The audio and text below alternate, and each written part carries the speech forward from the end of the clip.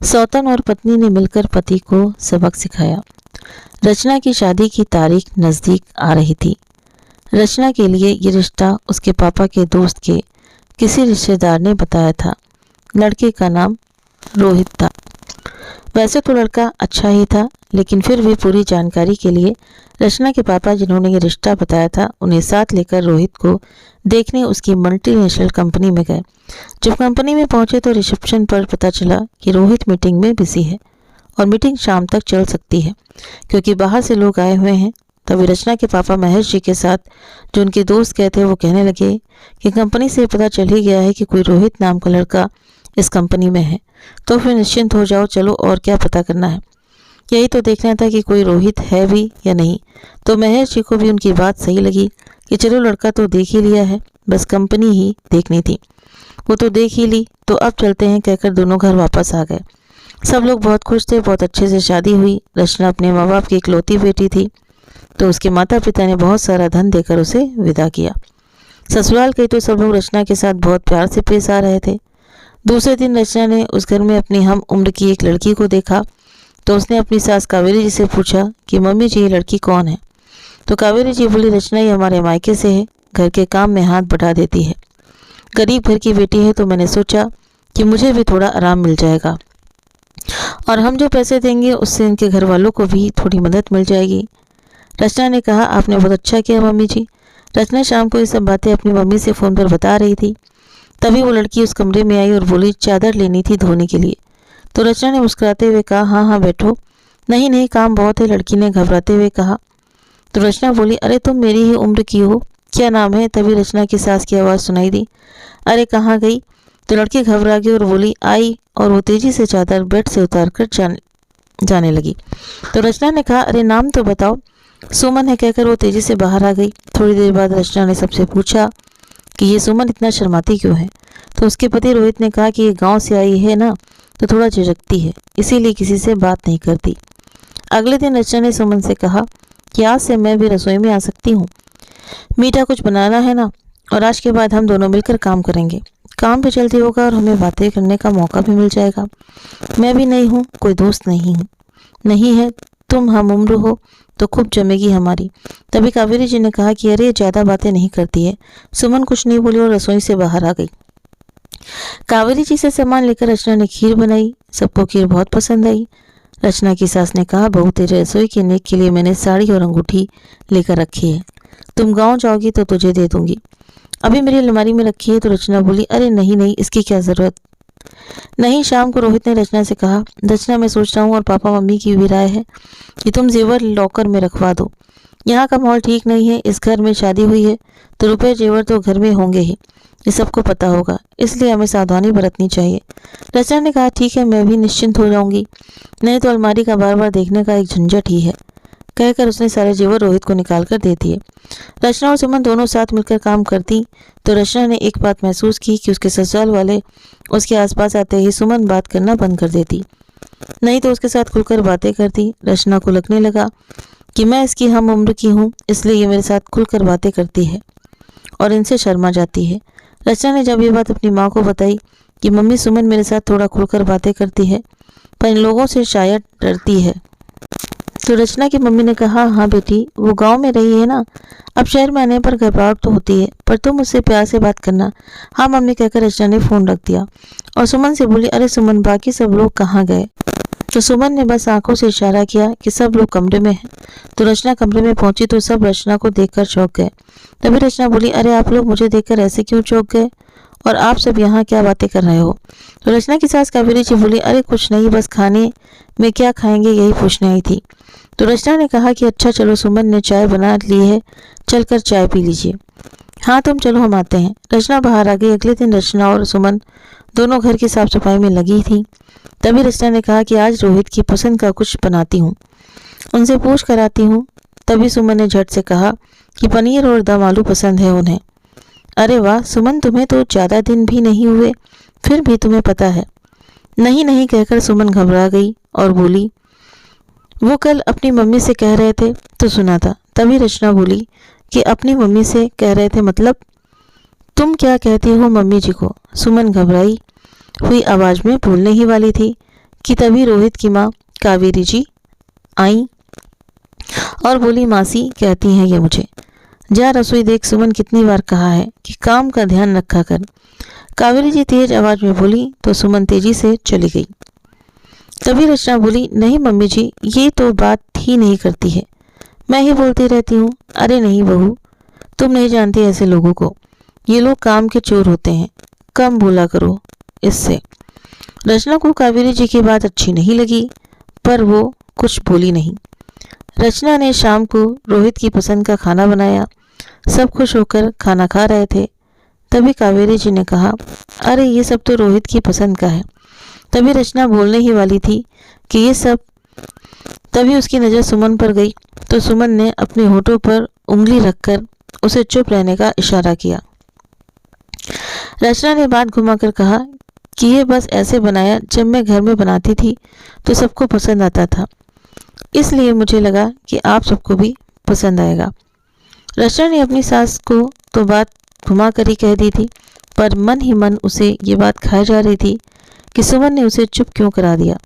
वो सुमन से इस बारे में पूछना चाहती थी, पर हर समय रोहित या उसकी माँ उनके आस पास ही रहते थे।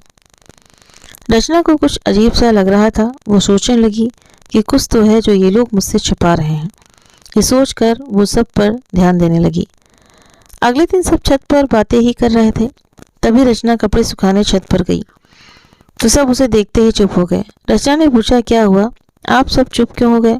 तभी कावेरी जी ने कहा, कुछ नहीं, बस ऐसे ही। तो रचना बोली, ऐसे कैसे, नहीं बताइए मुझे भी, मैं भी इस घर की सदस्य हूँ। तो रोहित बोला, अरे कुछ नहीं, ऐसी कोई बात नहीं है, बस हमें कुछ पैसों की ज़रूरत आन पड़ी। अच्छा, किस लिए? रचना ने पूछा। तो कावेरी जी ने कहा, कुछ लोन था, उसकी अगले हफ्ते आखिरी तारीख है, देने वाले थे पर शादी में लग गए।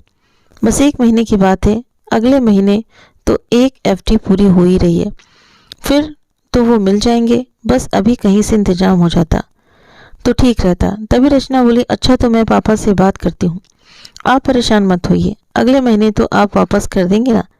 हाँ हाँ बिल्कुल, रचना के ससुर ने कहा। तभी रोहित बोला, धन्यवाद रचना, जो तुमने हमारे बारे में सोचा। अरे अब ये मेरा भी घर है, आपकी परेशानी मेरी भी परेशानी है, कहकर रचना कपड़े फैलाकर नीचे आ गई।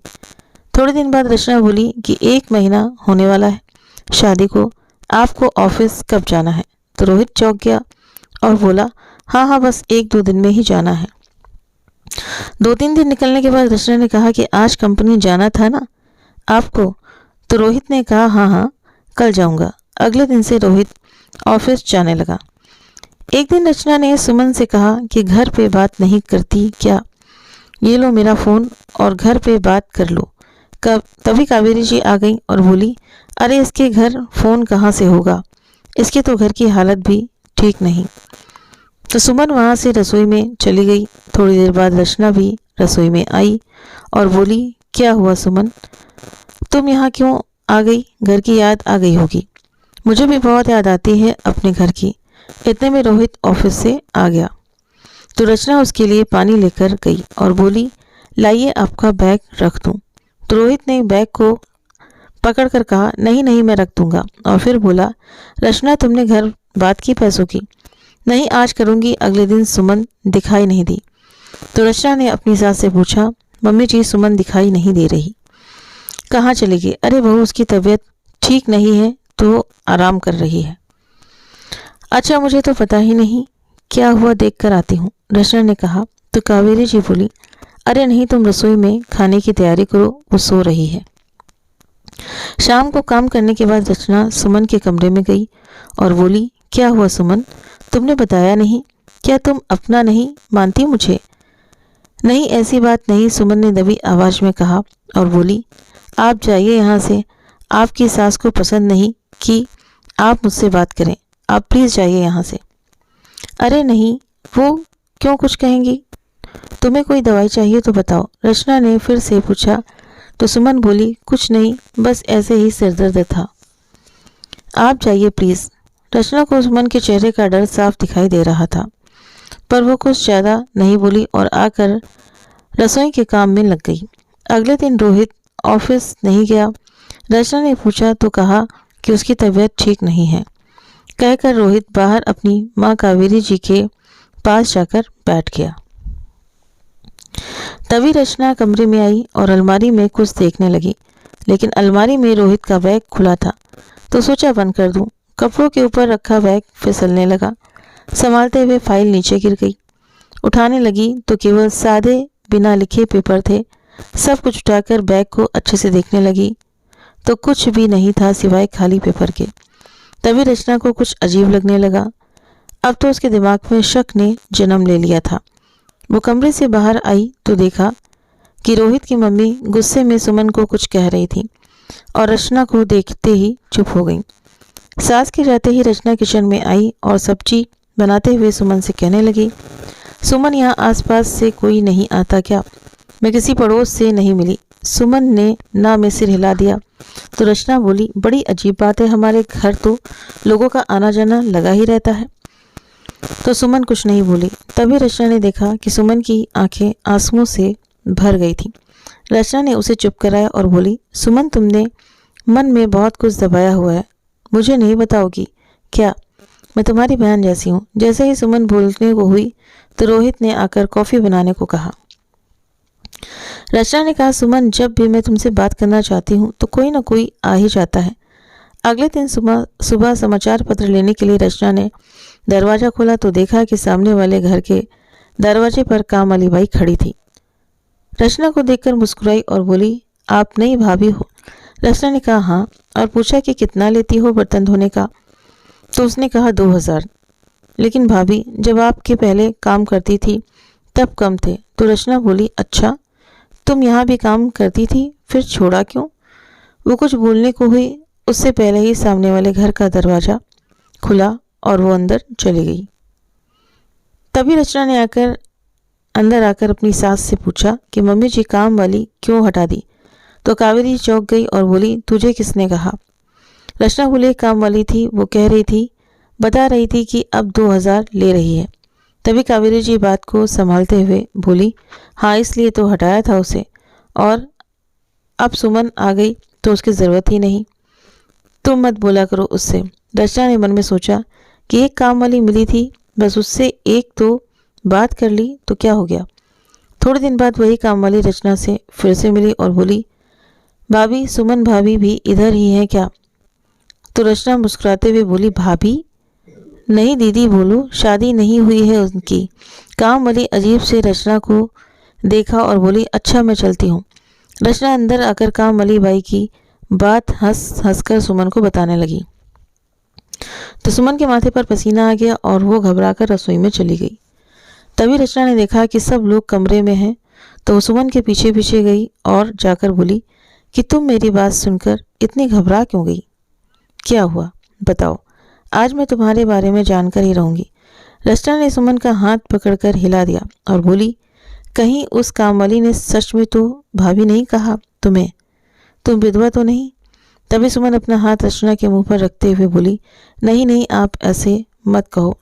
क्यों न कहूँ, कुछ तो है जो तुम मुझसे छुपा रही हो। रचना ने गुस्से में कहा तो सुमन बोली, आप यहाँ से जाइए प्लीज़, वो सब लोग आते ही होंगे। नहीं, आज नहीं जाऊंगी, आज सच्चाई का पता लगा कर ही रहूंगी।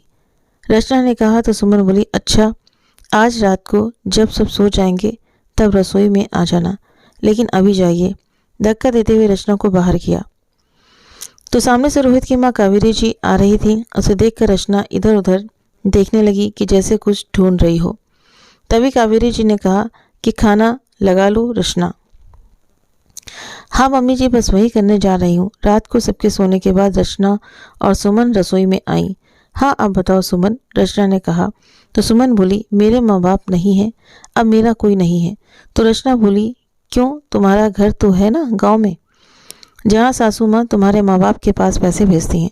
सुमन की आंखों से आंसू बह जा रहे थे। नहीं, मेरा गांव में कोई नहीं, पर यह बात आप रोहित के परिवार में किसी को मत बताना, नहीं तो गजब हो जाएगा। तभी रचना बोली, तुम इतनी डरी डरी क्यों रहती हो?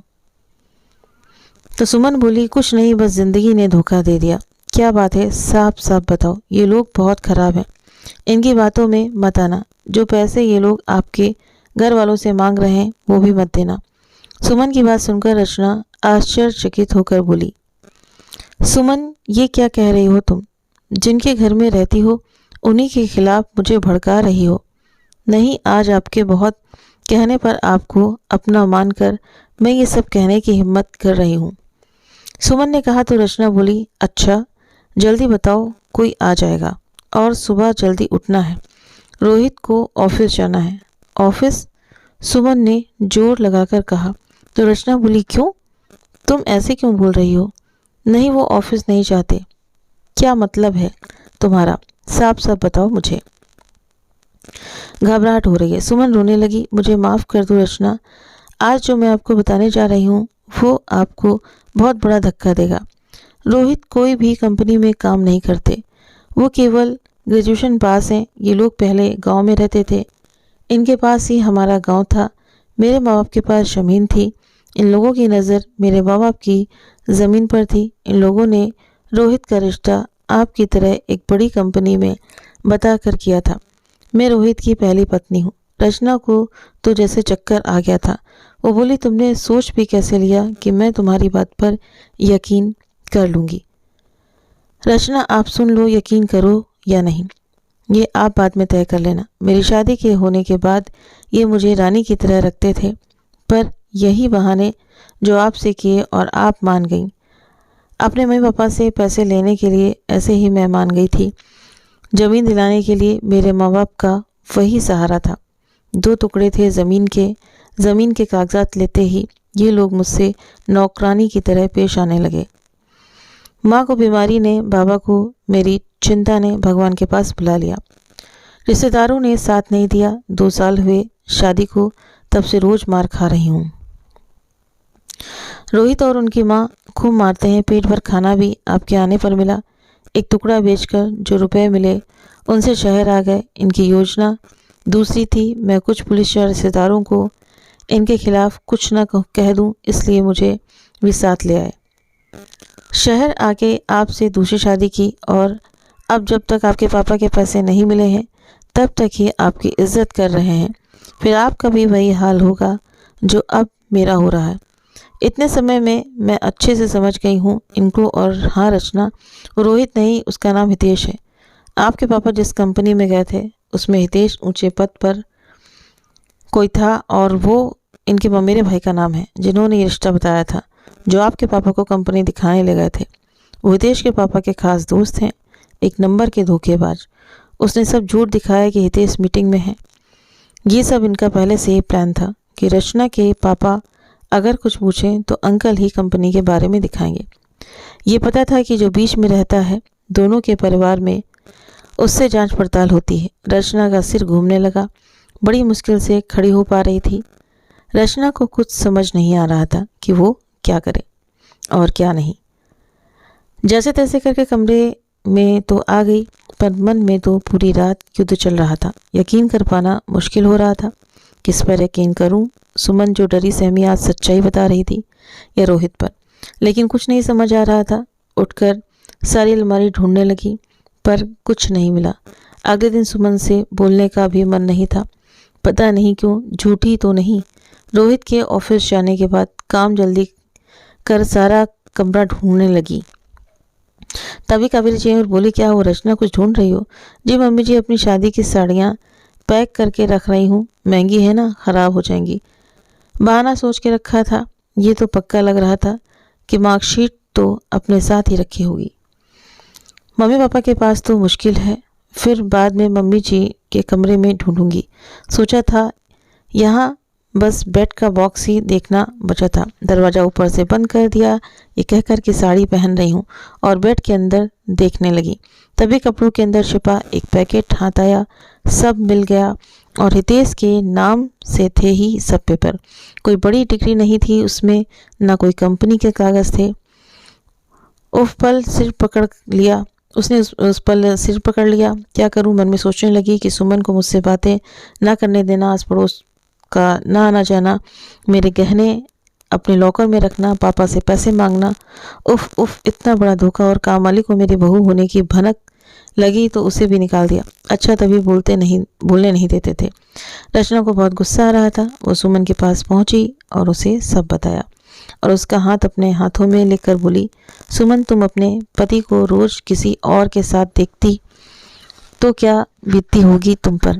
नहीं रचना, मेरे माँ बाप की मृत्यु के बाद मेरा इनसे कोई लगाव नहीं रहा, पर मेरा कोई नहीं था। घर से बाहर भी भेड़िए रूपी इंसान है तो कहाँ जाती। एक दो बार भागने की कोशिश भी की, पर शायद बाहर यहाँ से भी बुरी जिंदगी हो, यही डर लगने लगा। नहीं सुमन, अब मैं तुम्हारे साथ हूँ, इनको सबक सिखाएंगे। तभी रोहित के पापा की आवाज़ आई कि एक कप चाय मिलेगी। जी पापा जी, अभी लाई, रचना ने आवाज़ दी। रचना ने यह सब मार्कशीट अपने पास रख ली और अपने पापा को फ़ोन करके सब कुछ बता दिया। सब सुनते ही पापा मम्मी के पैरों तले जमीन खिसक गई। गुस्से से भरे रचना के मम्मी पापा पुलिस स्टेशन में जाकर सारी सच्चाई बताई और फिर रचना के ससुराल पहुंच गए। ससुराल वालों को भनक तक नहीं थी। रचना के मम्मी पापा को पुलिस के साथ देखकर उनके चेहरे की हवाइयाँ उड़ गईं। तभी कावेरी जी ने रचना से कहा, रचना, ये तुम्हारे मम्मी पापा पुलिस के साथ यहाँ क्यों आए हैं? मम्मी जी, आपको क्या लगा था कि आप लोग सुमन के साथ छल कपट करके जीत गए, तो क्या मेरे साथ भी जीत जाओगे? इतना सुनते ही रोहित पीछे के गेट से भागने लगा तो पुलिस ने उसे वहीं पकड़ लिया। तीनों लोग पुलिस के सामने गिड़गिड़ाने लगे और माफ़ी मांगने लगे। तभी रचना के पापा आगे बढ़कर बोले कि तुम लोगों की हिम्मत भी कैसे हुई दो दो लड़कियों की जिंदगी बर्बाद करने की।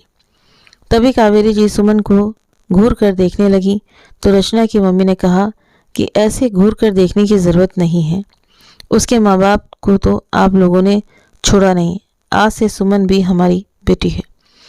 इसी के कारण आज हम आपके जाल में फंसने से बच गए, वरना पता नहीं ये घटिया सोच आपको कहाँ तक लेकर जाती। इसलिए अच्छा होगा कि अपनी नज़रें नीचे करें और चुपचाप जाकर जेल की हवा खाएं। कहकर रचना की मम्मी सुमन के पास आई और बोली, आज से सुमन रचना की तरह मेरी बेटी है, इसलिए आज से तू भी रचना के साथ हमारे घर पर ही रहेगी। कहकर रचना ने मम्मी पापा उनके ससुराल वालों को जेल भेजकर उन दोनों बहनों को अपने साथ ले आए। दोस्तों, आज सुंदर चेहरे के पीछे का नकाब हट चुका था। सुमन के साथ जो हुआ वो हिम्मत नहीं कर पाई क्योंकि परिस्थितियों से विवश थी, पर हमें हार नहीं माननी चाहिए। कोशिश करने से सफलता ज़रूर मिलती है। तो इसीलिए सच बात है, कहा गया है कि अगर कोशिश हम करते हैं तो भगवान भी हमारी मदद करता है। तो उम्मीद करते हैं आपको ये कहानी अच्छी लगी होगी। अगर कहानी पसंद आई हो तो कमेंट करके ज़रूर बताएं, वीडियो को लाइक करें, शेयर करें और मिलते हैं आपसे कल नेक्स्ट वीडियो में नई कहानी के साथ में। Thank you.